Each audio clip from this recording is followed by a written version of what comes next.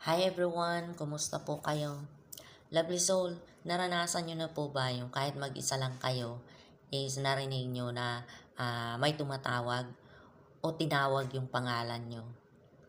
Pero alam nyong mag-isa lang kayo. Karamihan po kasi sa atin is hindi aware na yun ay isang sign na naandyan ang inyong guardian angels.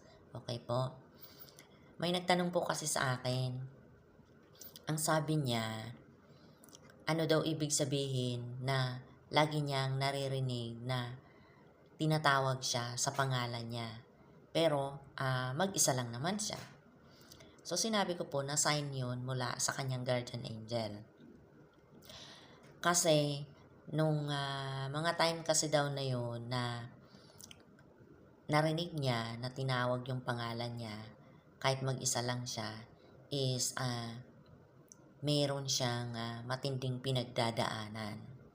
So kumbaga dahil sa pinagdadaanan niyang ito is nawawala yung kanyang happiness, yung harmony sa buhay niya nawala.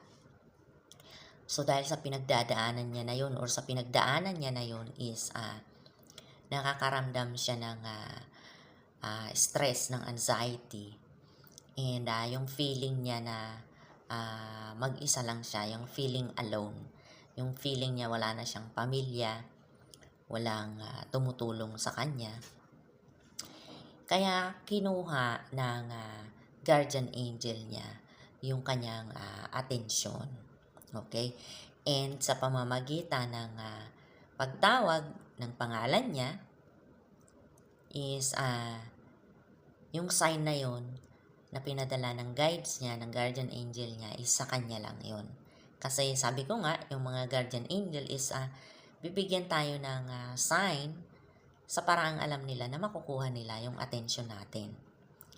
And sa pagtawag sa pagbanggit or sa pagtawag ng pangalan na yon ng aking kaibigan na narinig niya is nakuha ng guardian angel yung attention niya. Kasi po kwento niya na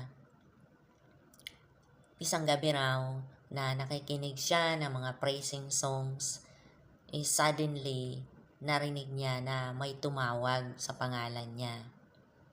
And tiningnan daw niya yung alaga niya kasi pa boses bata daw. Tiningnan niya yung alaga niya is natutulog naman.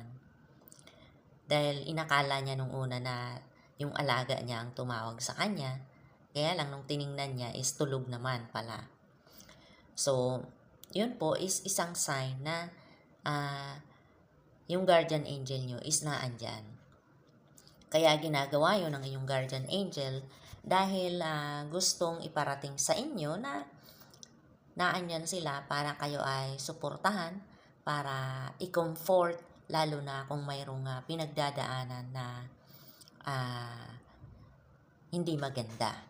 Okay po, lovely soul? And yun nga, nakwento sa akin ng friend ko na that time kasi is malaki yung pinagdadaanan niya sa anak niya. Nagkakaroon siya ng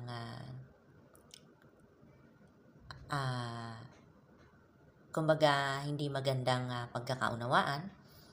At the same time sa trabaho niya, nai-stress siya sa trabaho niya. So, kaya yung guardian angel niya is handa siyang sakluluhan, handa siyang i-comfort. Okay?